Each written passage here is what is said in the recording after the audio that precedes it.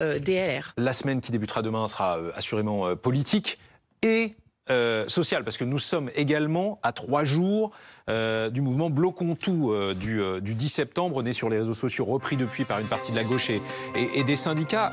Fanny Wegscheider, à ce sujet, on dispose ce matin d'un nouveau sondage.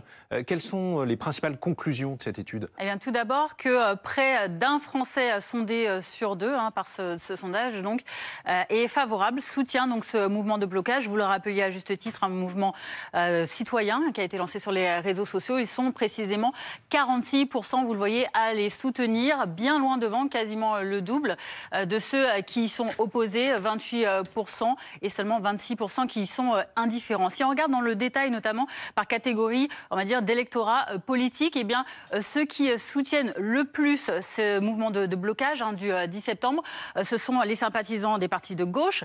Très massivement, vous le voyez, les sympathisants La France Insoumise, plus de 7 sur 10, 73%, suivi des écologistes, 67%, et enfin des sympathisants du Parti socialiste à près de 6 sur 10 également qui soutiennent le mouvement. On voit aussi également que de l'autre côté de l'échiquier politique, les sympathisants du RN soutiennent également majoritairement ce mouvement de blocage, dans une moindre mesure tout de même, mais tout de même à 58%.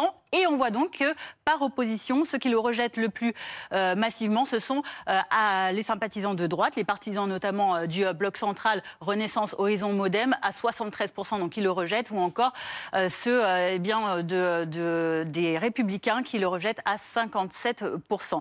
Autre détail également, si on regarde par profil, on va dire, de personnes qui ont été interrogées, ceux qui rejettent le plus massivement toujours ce mouvement, ce sont par âge les catégories de 60 ans et plus, et uniquement cette catégorie, vous le voyez, 48% rejettent donc ce mouvement. Et quant aux catégories socio-professionnelles, ceux qui, donc, à l'inverse, le soutiennent le plus, ce sont les employés, les ouvriers ou encore les professions intermédiaires. Comment les Français perçoivent-ils ou expliquent-ils le mouvement Bloquons tout du 10 ? Alors, très rapidement, vous allez voir, il y a 3 raisons. La principale, celle qui revient dans beaucoup de manifestations et de mouvements sociaux, c'est la baisse du pouvoir d'achat des ménages à 51%, suivi par le plan d'économie budgétaire de François Bayrou à 47%, et enfin l'hostilité à Emmanuel Macron et François Bayrou à 43%.